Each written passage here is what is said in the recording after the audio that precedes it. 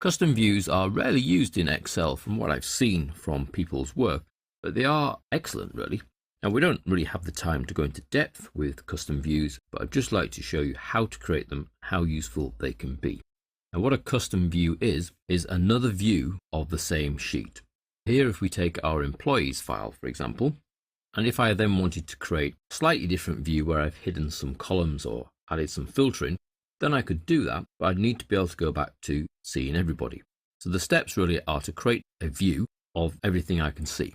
So we go to View on the ribbons, Custom Views.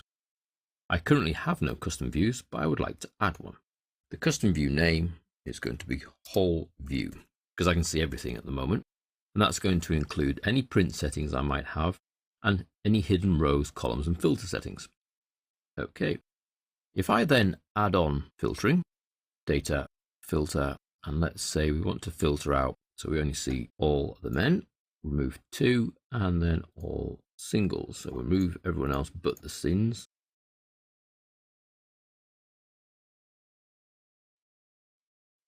I'm now looking at male singles. I'm not really interested in this address information, so let's hide the main parts of the address.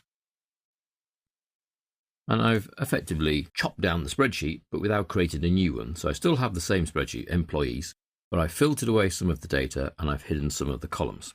What we then do is we save this as another view. So we go back to View, Custom Views. I can see my whole view is still there, and I add a new view, which is male singles. Going to include print settings and any hidden rows, views, columns, and filter settings. Okay. What I then do is I can go back to custom views and move between my two views. I do whole view show. You can see everybody comes back. Custom views, male single show, and then it's applying all the filtering settings and the hidden columns.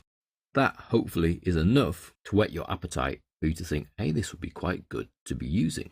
Let's add a third view just to prove how useful it can be. So let's firstly change back to whole view, and we'll add in some filtering. But this time, let's see all females. So that's 2 that are married.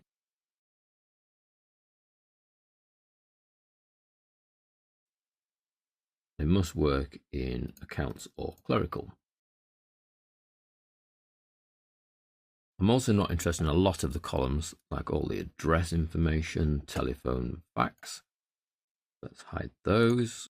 Keep the email, date of birth, salary, accounts. I'm not interested in these 2 end columns. They're empty anyway, so we'll hide those as well. So we go to View, Custom Views. I want to add this as a third custom view, female MAR admin. So females that are married and work in an admin department. So that's clerical and accounts covered with one word. Okay. And then I can now jump very quickly between all 3 of these. Custom views, whole view show, custom views, male singles, custom views, female MAR admin. Notice this time that instead of single clicking and show, I'm just double clicking, and that's the same, pops it back into view.